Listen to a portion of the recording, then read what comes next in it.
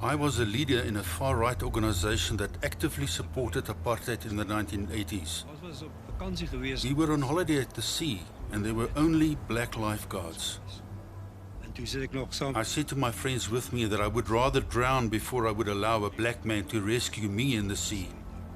The second day we were there, the current pulled me out to sea. And the harder I tried to come out, the deeper the sea pulled me in.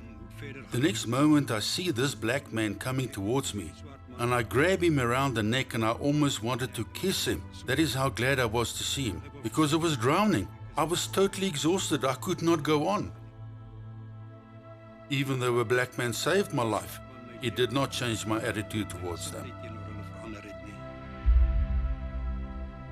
I wanted to see South African society or community as non-racial, non-sexist, democratic society.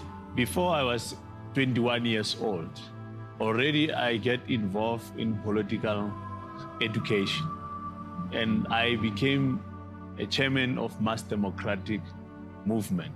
For the first time, South Africans were supposed to be educated on election. We found that Jehovah's Witnesses, they also have a church in our community. We asked them that, can we come and teach the people how to elect in that part of the community?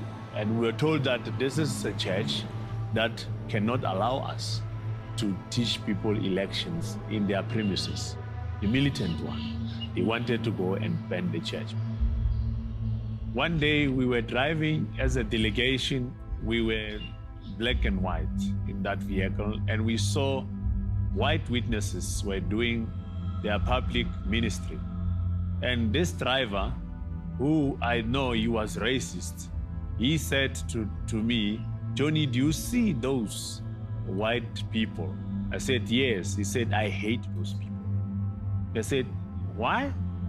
He said, "No, I hate these people." And I said, "If they are hated by you, who is white? They must be good people." Times started to change in the late 80s when they started to dismantle apartheid. But we aggressively tried to stop this from happening. We even drove an armored vehicle smashing through the doors into the parliament buildings. We were trying to see if we could resist these changes with apartheid, but this did not change things. Even though I belonged to a church, I still drank heavily and had extramarital affairs. This led to me and my wife getting divorced. It was an empty life. I was never really happy.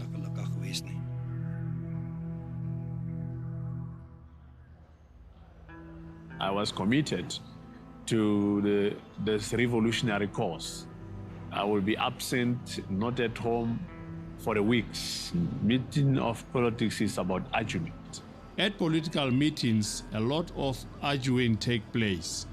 When you go home, you end up arguing with your wife over nothing. I came to another office and I saw in a desk of this colleague, there's a book called Knowledge that can lead to everlasting life. When I found in the book the reason why Jesus was on earth, especially to proclaim the kingdom, and this kingdom is a government, and I work for government, yet I have never heard about this government. Then I found out of the book, this is a real government that will come and solve all mankind problems. I felt home among Jehovah's people. I can feel genuine love, not just love that we have in the world or anywhere. Then I came. I never stopped attending meetings. A friend of mine introduced me to the witnesses. One of the brothers I met asked me, "If I prove from the Bible that something you believe is incorrect, what will you do?" I said, "Then I will become a witness." He went on to show me in the Bible how the Bethlehem star was actually from the devil to lead the wise men to kill Jesus. This changed my whole life. I said, now I can become a witness.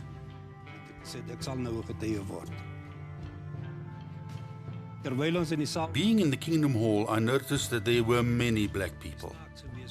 This was strange for me. But the more I attended, the more I began to learn that with Jehovah, there is no partiality.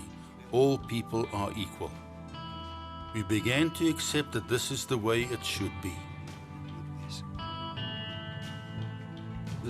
Johnny and I were brought together even though we were from completely different political parties. Before we would have wanted to kill each other, but now we have love for one another.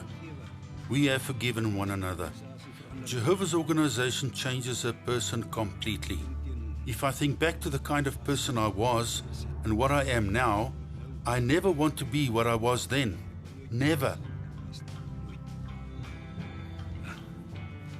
It is such a privilege to be a witness. People call me a softie, but I do not mind. I have become a softie, but for Jehovah. I never thought that somebody like Brother Gideon, who is coming from the extreme right organization, can worship with me, who is former extreme left organization. You can only think of Isaiah when he said, the wolf and the lion will eat a straw and the boy will play in the hole of a dangerous snake. So the transformation of our personality trait has led us to be genuine brothers.